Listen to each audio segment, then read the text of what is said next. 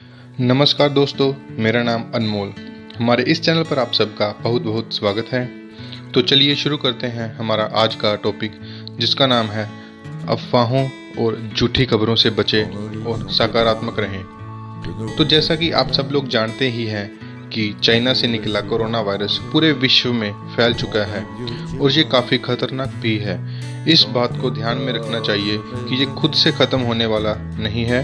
हम लोगों को अपनी समझदारी और एक दूसरे से ना मिलकर इसे ख़त्म करना है।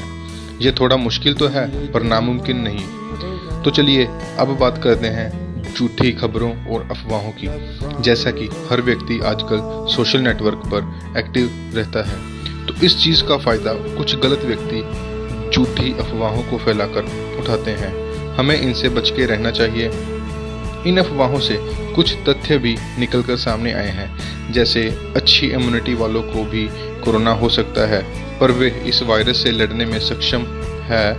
उनमें इसके संक्रमण दिखाई नहीं देते, पर ज़्यादा उम्र के व्यक्तियों को इसके वायरस जल्दी अपनी चपेट में ले लेते हैं, क्योंकि उनमें से कुछ लोगों को पहले से कुछ बीमारियां होती हैं, जैसे कि अस्थमा, शुगर और भी कई कारण हैं।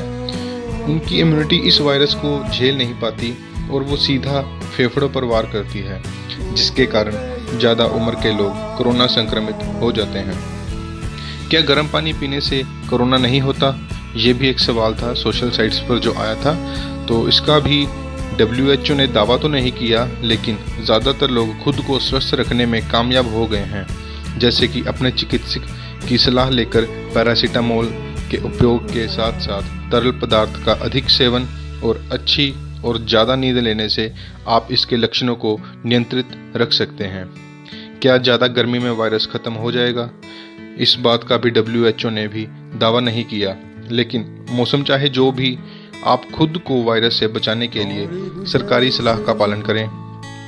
अगर हो सके तो धूप में जाने से ये एक अच्छा विचार है, क्योंकि इससे आपके शरीर में विटामिन डी का उत्पादन होगा, जो आपकी इम्यूनिटी के लिए महत्वपूर्ण है।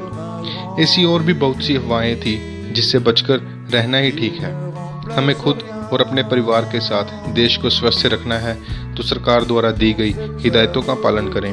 अफवाहों को बढ़ावा ना दें जब तक ये सही साबित ना हो जाए, जैसा कि बाहर मास्क पहनकर ही निकले।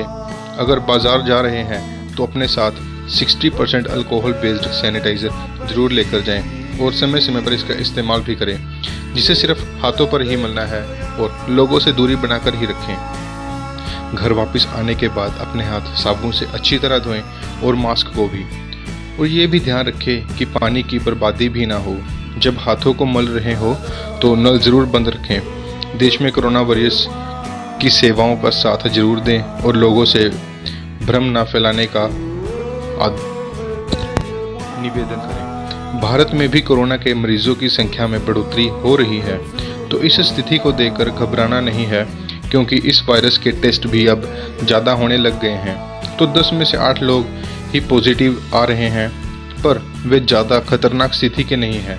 लोग खुद को ही घरों में रखकर ही अपना इलाज कर रहे हैं। 10 में से 4 लोग ही अस्पताल में भर्ती होने वाली स्थिति के हैं और अब मृत्यु दर भी घटकर 2% रह गई है, जिसका कारण है डॉक्टर्स और लोगों ने मिलकर इस वायरस पर काबू पाना शुरू कर लिया है।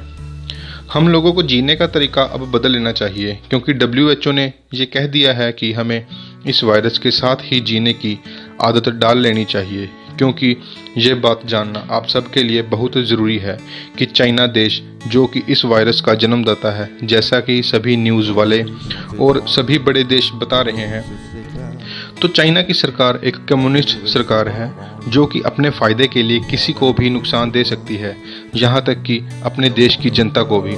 चाइना में 1979 से वन चाइल्ड पॉलिसी है, जिसके कारण वहाँ के माँ बाप अपने बच्चों को बहुत प्यार से पालते हैं, जिसके कारण वे बिगड़ैल और नाजुक होते हैं। उनमें लड़ने का हौसला ज़रा सा भी नहीं होता, जिसके कारण चाइना की सरकार उन बच्चों को रास्ते पर लाने के लिए स्पेशल ट्रेनिंग भी देती है। उसकी आर्मी तो काफ़ी ज़्यादा है, पर युद्ध करने का साहस नहीं है, क्योंकि क्वाड्स की एक रिपोर्ट के अनुसार चाइना के पास 1979 से लेकर अब तक किसी भी बड़ी मुठभेड़ का अनुभव नहीं है। तो ये बात उसे कमज़ोर बनाती है। इसलिए चाइना ने हथियारों से युद्ध करने की जगह बायो युद्ध शुरू कर लिया है। जिसकी शुरुआत कोरोना से हो गई है और इस देश में और भी कई खतरनाक वायरस तैयार हो रहे होंगे जिसकी जानकारी वहाँ की मीडिया अपने देश से बाहर नहीं आने देती। तो इसलिए आप सब लोग पहले से ही स्वस्थ रहें और अपने परिवार को भी स्वस्थ रखें। तो कैसा लगा हमारा आज का टॉपिक और इसमें दी गई जानकारी, कृपया हमें कमेंट बॉक्स में ज़रूर बताएं। इस चैनल को लाइक और सब्सक्राइब करना मत भूलिएगा। धन्यवाद।